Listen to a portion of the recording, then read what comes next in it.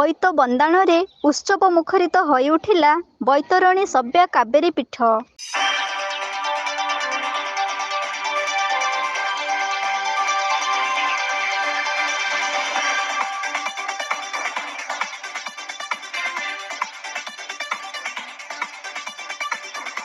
ଶୀତ ଥର ଥର ସକାଳ ମୁକ୍ତା ବିନ୍ଦୁ ପରି ଝରି ପଡ଼ୁଥାଏ।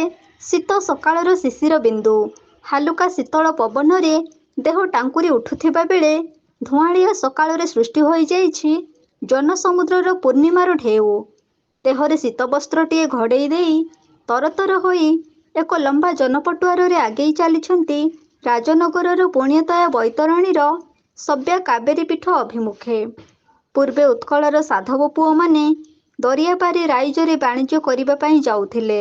ଯିବା ପାଇଁ କାର୍ତ୍ତିକ ଓ ଫେରିବା ପାଇଁ ଆଷାଢ଼ ମାସ ଥିଲା ନିରାପଦ ମାସ। ଏହି ସମୟରେ ସାମୁଦ୍ରିକ ଝଡ଼ର ଭୟ ନଥାଏ। ସେଥିପାଇଁ କାର୍ତ୍ତିକ ପୂର୍ଣ୍ଣିମାରେ ଡଙ୍ଗା ଭସାଣି କରିବା ସହିତ ବୋଇତ ବନ୍ଦାଣ ଉତ୍ସବ ମଧ୍ୟ କରିଥାନ୍ତି।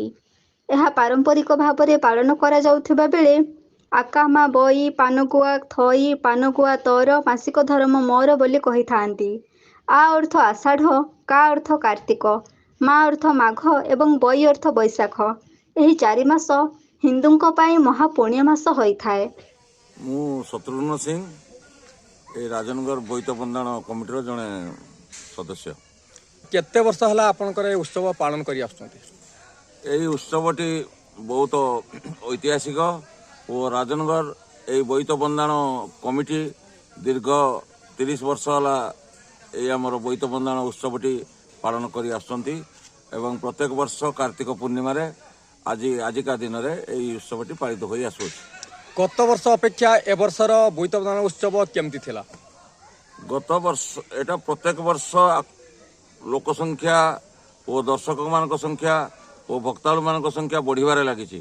ଗତ ବର୍ଷ ଆମର ଏହି ବୋଇତ ବନ୍ଦାଣ ଉତ୍ସବରେ ଯେତେ ଲୋକ ଯୋଗ ଦେଇଥିଲେ ଏ ବର୍ଷ ତାର ପ୍ରାୟ 2 ଗୁଣରୁ 3 ଗୁଣ ଲୋକ ଯୋଗ ଦେଇଛନ୍ତି ଓ ବହୁତ ଦୂର ଦୂରାନ୍ତରୁ ମଧ୍ୟ ଆମର ଅନ୍ୟ ଜିଲ୍ଲାରୁ ଅନ୍ୟ ସଦର ମହକୁମାରୁ ମଧ୍ୟ ଲୋକ ଆଜି ଆସି ପହଞ୍ଚି ଉପସ୍ଥିତ ରହିଛନ୍ତି। ମୋର ପରିଚୟ ହେଲା ଶଶୀନ୍ଦ୍ରନ ମିଶ୍ର, ମୋର ଡାକ ନାଁ ହେଲା ବୁଟି ନନା, ଆଉ ଅନୁଷ୍ଠାନର ହେଲା କୋଷାଧ୍ୟକ୍ଷ। ସାର୍ କେମିତି ଲାଗୁଛି ଆପଣଙ୍କୁ କୁହନ୍ତୁ? ଏ ବୋଇତ ବନ୍ଦାଣ ଉତ୍ସବ ବହୁତ ଲୋକର ସମାଗମ, ବହୁତ ଲୋକ ହାରାହାରି 30,000 ଲୋକ ପାଖାପାଖି ସମାଗମ। ଆଗାମୀ ଦିନକୁ ବାଲିଯାତ୍ରା ଏ ବର୍ଷ ପ୍ରଥମ କରି ହେଇଥିଲା। ଆଗାମୀ ଦିନକୁ ବାଲିଯାତ୍ରା ଜୋରଦାରରେ ହେବ ବୋଲି ଇଚ୍ଛା ପ୍ରକାଶ କରୁଛୁ। ଆଉ ମୀନା ବଜାର ବି ବହୁତ ପଡ଼ିଛି। ଛୋଟରୁ ବଡ଼ ପର୍ଯ୍ୟନ୍ତ ଗହଳି ଲାଗିଛି ବୈତରଣୀର ସବ୍ୟା କାବେରୀ ପୀଠରେ। ବୈତରଣୀ ନଦୀ ଜଳରେ ଶୋଭା ପାଉଛି ସୁସଜ୍ଜିତ ବୋଇତ। ଖୁବ୍ ଆକର୍ଷଣ କାରୁକାର୍ଯ୍ୟରେ ନଦୀ ଜଳରେ ଦହଲି ଦହଲି ଭାସି ରହିଛି ସୁସଜ୍ଜିତ ବୋଇତଟିଏ। ଆଗ୍ରହ ସହକାରେ ବୋଇତ ବନ୍ଦାଣ ଉତ୍ସବ ଦେଖିବା ପାଇଁ ଚାହିଁ ରହିଛନ୍ତି ଶୀତ ଥର ଥର ସକାଳରେ ଅନେକ ଶ୍ରଦ୍ଧାଳୁ। ପୁଣ୍ୟତୟା ବୈତରଣୀରେ ନିଜ ଡଙ୍ଗା ଭସାଇ ଉପଭୋଗ କରିବେ ବୋଇତ ବନ୍ଦାଣ ଉତ୍ସବ।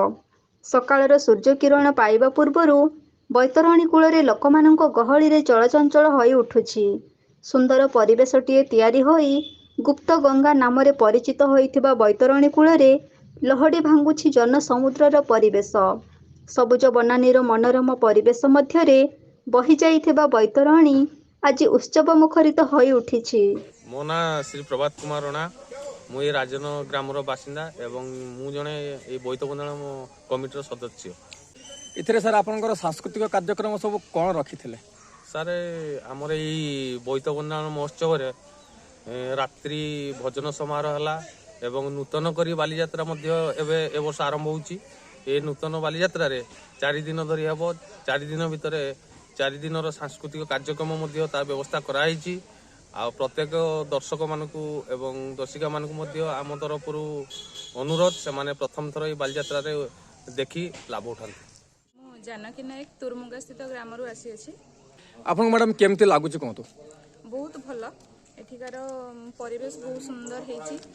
ଆଉ ଯେଉଁ ନଦୀରେ ବୋଇତ ବନ୍ଦାଣ ପାଇଁ ସାଜସଜ୍ଜା କରିଛନ୍ତି ବହୁତ ସୁନ୍ଦର ହେଇଛି। ତା ସହିତ ବହୁତ ସଂଖ୍ୟାରୁ ଲୋକ ଏଠିକି ଆସିଥିଲେ। ବହୁତ ହଜାର ହଜାର ଭକ୍ତ ସବୁ ଆସିଥିଲେ ବୁଡ଼ ଦେବା ପାଇଁ।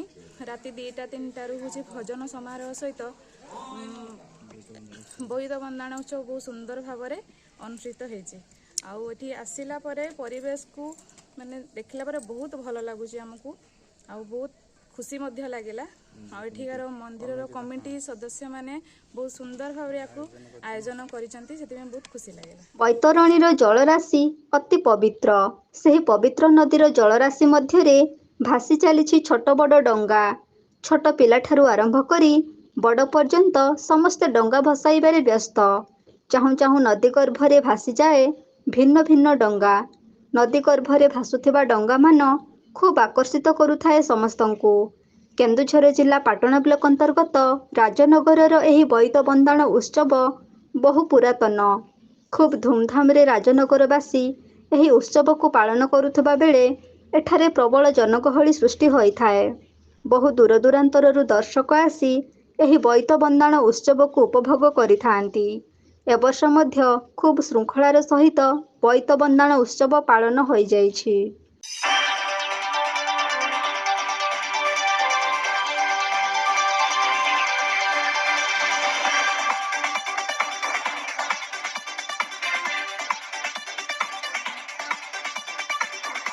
ପାଟଣାରୁ ଦେବାନନ୍ଦ ମହାନ୍ତଙ୍କ ରିପୋର୍ଟ, এবି ନ୍ୟୁଜ୍।